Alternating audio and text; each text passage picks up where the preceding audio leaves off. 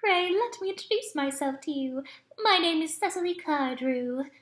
Cecily Cardew? What a very sweet name. Something tells me that we are going to be great friends. I like you already more than I can say. My first impressions of people are never wrong. How nice of you to like me so much after we have known each other such a comparatively short time. Pray sit down. I may call you Cecily, may I not? With pleasure. And you will always call me Gwendolen, won't you? If you wish. Then that is all quite settled, is it not? I hope so. Perhaps this may be a favourable opportunity for my mentioning who I am. My father is Lord Bracknell. You have never heard of Papa, I suppose?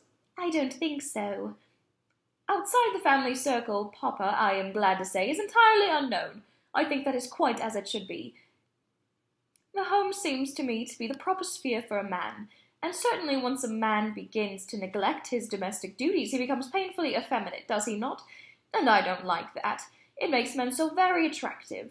Cecily, Mamma, whose views on education are remarkably strict, has brought me up to be extremely short-sighted. It is part of her system. So, do you mind my looking at you through my glasses?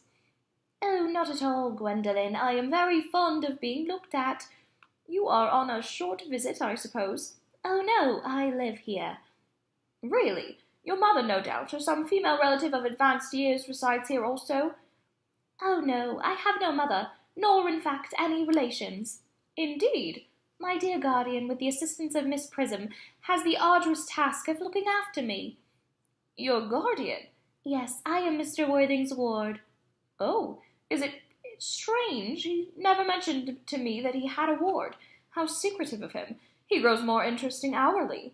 I am not sure, however, that the news inspires me with feelings of unmixed delight. I am very fond of you, Cecily. I have liked you ever since I met you. But I am bound to state that now I know that you are Mr. Worthing's ward, I cannot help expressing a wish you were, well, a little older than you seem to be, and not quite so very alluring in appearance. In fact, if I may speak candidly, pray do. I think that whenever one has anything unpleasant to say, one should always be candid.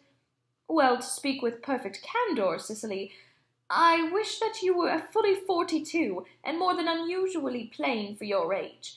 Ernest has a strong, upright nature. He is the very soul of truth and honour. Disloyalty would be as impossible to him as deception, but even men of the noblest possible moral character are extremely susceptible to the influence of the physical charms of others. Modern, no less than ancient history, supplies us with most painful examples of what I refer to. If I were not so indeed, history would quite be unreadable. I beg your pardon, Gwendolen. Did you say Ernest? Yes. Oh, but it is not Mr. Ernest Worthing who is my guardian. It is his brother, his eldest brother. Ernest never mentioned to me that he had a brother. I am sorry to say they have not been on good terms for a long time. Ah, that accounts for it. And now that I think of it, I have never heard any man mention his brother. The subject seems distasteful to most men. Cecily, you have lifted a load from my mind. I was growing almost anxious. It would have been terrible if any cloud had come over this friendship like ours, would it not? Of course you are quite sure that it is not Mr. Ernest Worthing who is your guardian. Quite sure. In fact, I am going to be his. I beg your pardon. Dearest Gwendolen, there is no reason why I should make a secret of it to you. Our little country newspaper is sure to chronicle the fact next week. Mr. Ernest Worthing and I are engaged to be married. My darling Cecily, I think there must be some slight error. Mr. Ernest Worthing is engaged to me. The announcement will appear in the Morning Post on Saturday at the latest. I'm afraid you must be under some misconception. Ernest proposed to me exactly 10 minutes ago. It is certainly very curious, for he asked me to be his wife yesterday afternoon at 5:30.